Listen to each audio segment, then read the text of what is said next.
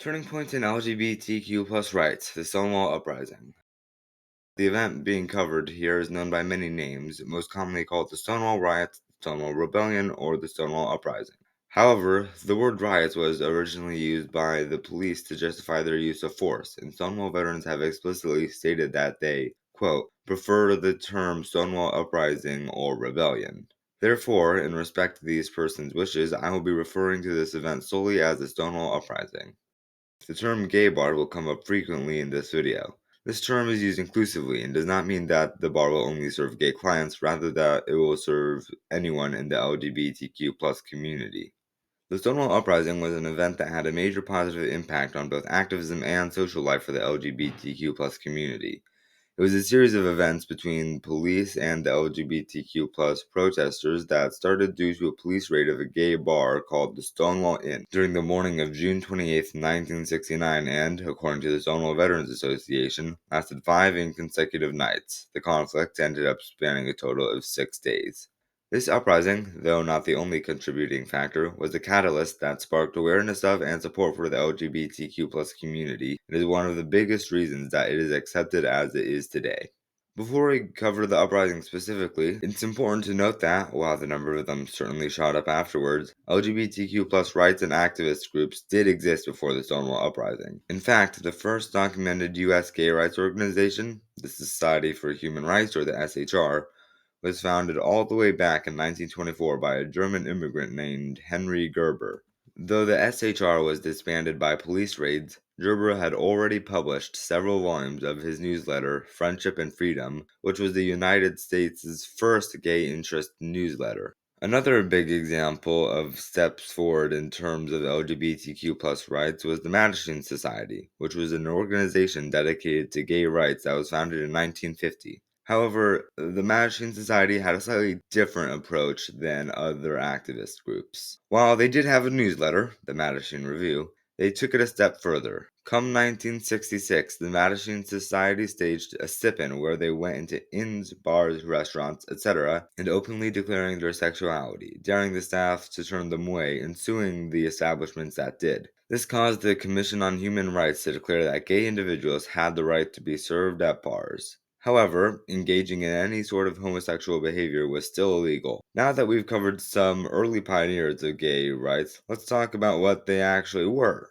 or weren't, before the Stonewall Uprising. The 1960s, as well as the preceding decades, were not friendly to the people who were LGBTQ+, at least not in America. And as there was little civil rights protection in general, the LGBTQ plus community was hit hard. Raids of gay bars were a common thing, with LGBTQ plus people being arrested for little things like kissing, touching, or even dancing.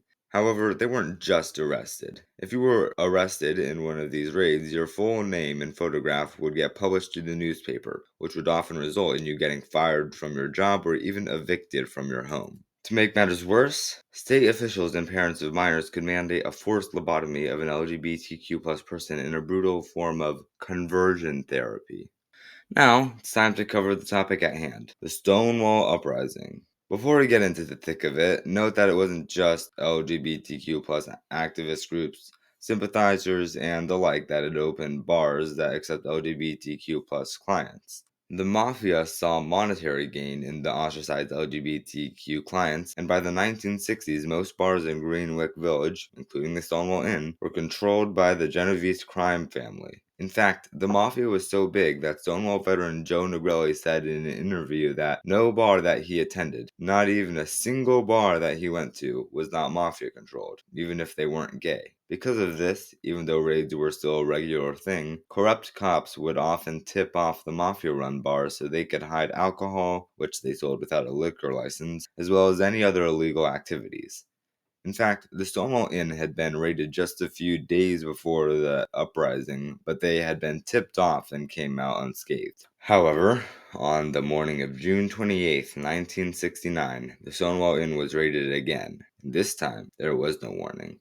The police came in with a warrant, found and confiscated the bootlegged alcohol, and arrested 13 people, staff members included. Instead of dispersing, though, the patrons lingered outside and became increasingly agitated as the raid unfolded. According to Joe Negrelli, people were really pissed off. They were really irked to the point where they decided to stand up for the first time in their life. At one point, someone threw a glass bottle at the police, and an officer demanded that whoever threw it turn themselves in. Met with nothing but silence, another glass bottle was thrown in their direction, and then a trash can was flung towards the police. The police tried to barricade themselves in the bar, but someone then lit a bottle of lighter fluid and threw it into the bar, causing a small fire. Riot police were called in for backup, and the 13 people from before were taken into custody. That wasn't the end of the Stonewall Uprising, however. After that, due to the event being covered in both mainstream press and gay news outlets, the next 6 days had thousands of protesters clashing with riot police. In the aftermath of all of this, there was a huge explosion in pride and political activism, causing new laws to be passed, as well as a huge change in the culture and everyday social life for LGBTQ plus persons. For them, this was the dawn of a new era.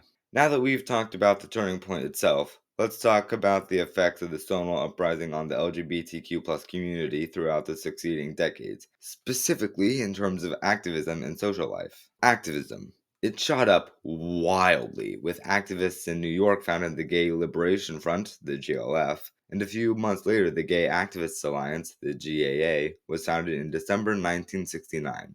Those huge ones aside, LGBTQ plus activist groups started popping up all over the place, a large number of them being at college campuses. This was not by any means localized, and while historical accounts focus largely on the eastern and western coasts, it was happening not over the United States, but internationally as well. In fact, not only has same-sex marriage finally been legalized in America, a huge milestone for the LGBTQ plus community, but in 2016, US President Barack Obama made the area where the Stonewall Uprising took place, the Stonewall Inn, Christopher Park, and the surrounding streets and sidewalks, a national monument. Now let's talk about how things changed in terms of social life. As was just mentioned, same-sex marriage was more and more becoming legal in the states, with Massachusetts becoming the first state to fully legalize same-sex marriage and California achieving marriage equality in 2008. That wasn't all though, and in an excerpt from the Human Rights Campaign's website, the moment for full marriage equality finally arrived on June 26, 2015, with the Supreme Court decision in Obergefell v. Hodges. In a landmark 5-4 decision, marriage equality became the law of the land and granted same-sex couples in all 50 states the right to full, equal recognition under the law. That aside, LGBTQ plus individuals no longer had to worry about being fired or evicted because of their sexuality, gender orientation, or anything of the sort, as civil rights protection is much greater than it was, and thankfully the bias against the LGBTQ plus community has lessened greatly, with the number of people saying the same-sex relationships are always wrong dropping all the way from in the 70% range in the early 90s to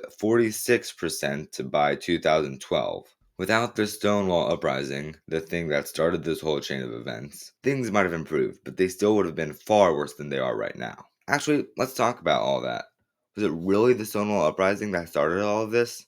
Well, according to the JSTOR Daily Newsletter, it's not. According to them, the only thing different about Stonewall was that this time, gay activists around the country were prepared to commemorate the Stonewall Uprising publicly. They claimed that an LGBTQ plus movement had been growing throughout the 1960s, and it wasn't sparked by just a single rebellion. However, while it's true that there were other uprising and similar events in the 1960s, case in point the Madison Society's sip-in from earlier in the video, they very obviously did not have as much impact as Stonewall did. After all, the very fact that everyone points to the Stonewall Uprising as the turning point that changed history for the LGBTQ plus community in of itself indicates that it was the most impactful because it's the most known, along with the fact that support and advocacy for the LGBTQ plus community shot up immensely right after Stonewall. To summarize, the Stonewall Uprising was the turning point that led to how accepted the LGBTQ plus community is today, greatly positively affecting social life and LGBTQ plus activism and support, among other things, and LGBTQ plus people no longer have to live in fear of being fired, imprisoned, or evicted for no good reason, and have the full inalienable rights of a citizen of America. And, although some may say that Stonewall wasn't the cause of this, the fact that everyone thinks it was, as well as the fact that activism activism shot up by an unprecedented amount right after Stonewall shows that it really was the catalyst that allowed the LGBTQ plus community to finally find their collective voice.